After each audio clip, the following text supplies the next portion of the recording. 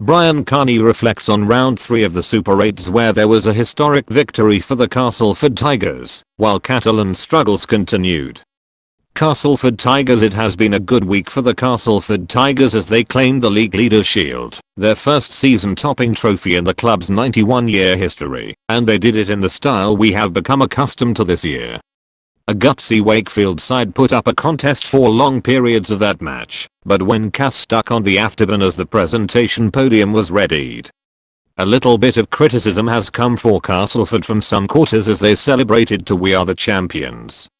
Since the grand final was introduced, the emphasis shifted totally from finishing top of the table to making sure you were in the playoffs and ultimately winning at Old Trafford. But Tigers' win does feel a little different. I think there is a difference for a few reasons. One is that it was the first league victory in the club's history, that no matter the league structure should be celebrated, and second is the manner of their victory. They haven't pipped anyone. They have been so far ahead on the scoreboards, on the table, and in their style of play from the rest of the teams at this point, that it has reignited the League Leaders v Grand Final debate. How would impartial observers view a Castleford semi or final defeat? Yes, it's the structure we have, but is it the one we want? I don't believe the grand final is going anywhere. I loved the night as a player and now as a privileged observer. The solution may lie in increasing the rewards for the league leaders. I'm sure the game can find more than 100k for the most consistent side over the season. Ditch fanciful debate trips and focus the money on incentivizing Super League clubs to create a race to finish top, that they are desperate to be part of. £500k should go to the team finishing top. Then watch any winner celebrate like they are champions.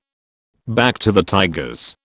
I think for Castleford, it was a celebration of not just finishing top of the table, but finishing there in a hugely impressive style. They will be aware that they will be considered champions only if they win at Old Trafford. They will also be aware that supporters of other clubs will only be too happy to call the Tigers failures and chokers if they are not at Old Trafford on about 8 o'clock on that Saturday evening lifting the cup. They have a massive target on their heads now.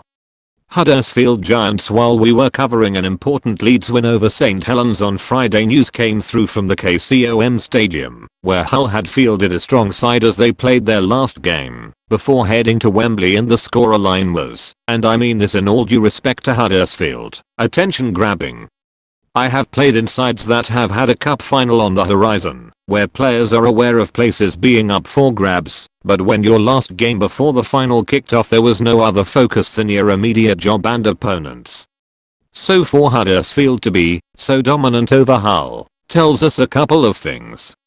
Huddersfield might yet again have a say in the end of the season, either themselves with a miraculous run of games to get 4th spot, or by upsetting the hopes of those further up the table. Remember, this side have drawn 3 matches and lost a few by narrow margins. Well done to Rick Stone and his side, and well done to Lee Gaskell, who on an individual level was fantastic. For Hull, it's obviously not a brilliant performance to take on the bus south. They need to park that 80 minutes ASAP. But for us onlookers, what can we determine? 3 times at home this year Hull have lost by close to or over 50 points, 45-0 at Magic Weekend, and they have lost 3 and drawn 1 match against sides now in the qualifiers. The case against this high-flying side is decent. When they are off, they are off. But they have avoided those dips more than they have dropped into them, and if they click they can beat anything else on show this year. If lay on the final good week, I will give mention to Halifax for their performance against Warrington. Halifax, who were nowhere close to full strength going up against the more significant wage bill of the Wolves, and they put in a performance that would have made their coach proud.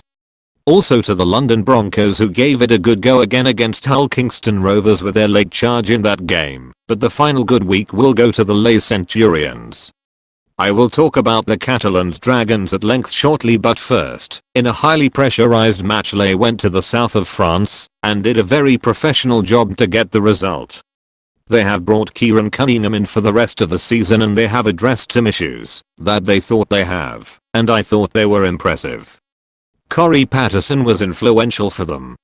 Much more like the very talented player who has really only shown glimpses of his wares to these shores.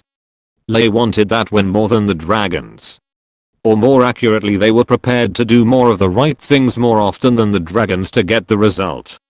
For their Super League survival hopes, it was a massive result. Catalans Dragons, if you want to choose a club in crisis, then it would have to be the Dragons. Their on-field performances are typical of a club on the slide, and in a really dark place. Steve McNamara has not been at the club long enough to take the full responsibility for his side's performances. However, you would expect some kind of reaction from a change of coach either in the short or medium term, and they have had neither. Did they need to make the change from Laurent Freyssinet? Absolutely.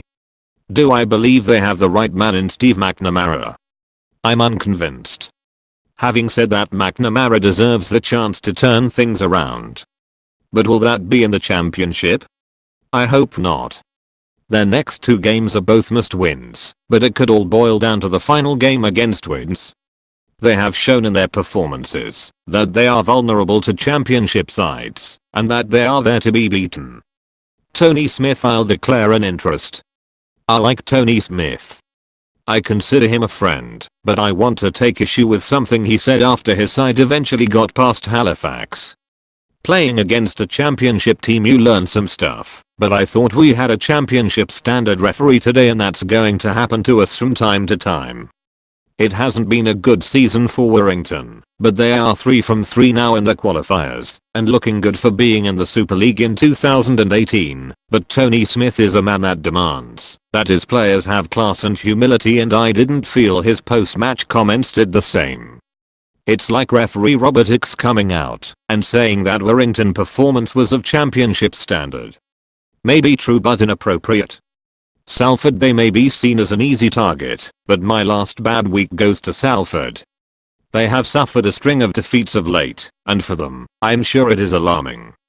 Their season up to a point will be considered a success because they are going to be in Super League in 2018. I get that they were a side that just escaped the drop in that never to be forgotten £1 million game against Hull KR last season.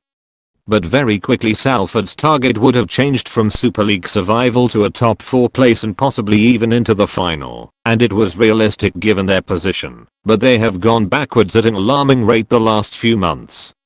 They have won 1 of their last 10 Super League and Super 8s games, and that solitary win against Huddersfield has now been followed by a succession of defeats. For a side that at one stage promised such a fairy tale revival following last year, they are now sliding and looking at the bottom of the Super 8s. You would encourage that playing group, and I'm not suggesting for a minute that they are in holiday mode, but Ian Watson and that playing group need to get something out of their final Super 8s games, but I just think it will be too much now, not points wise, but confidence wise, that they will go on to make the top 4. But you would urge them now to get as much as they can out of their remaining games and put smiles on the faces of those fans that have stuck with them through the season.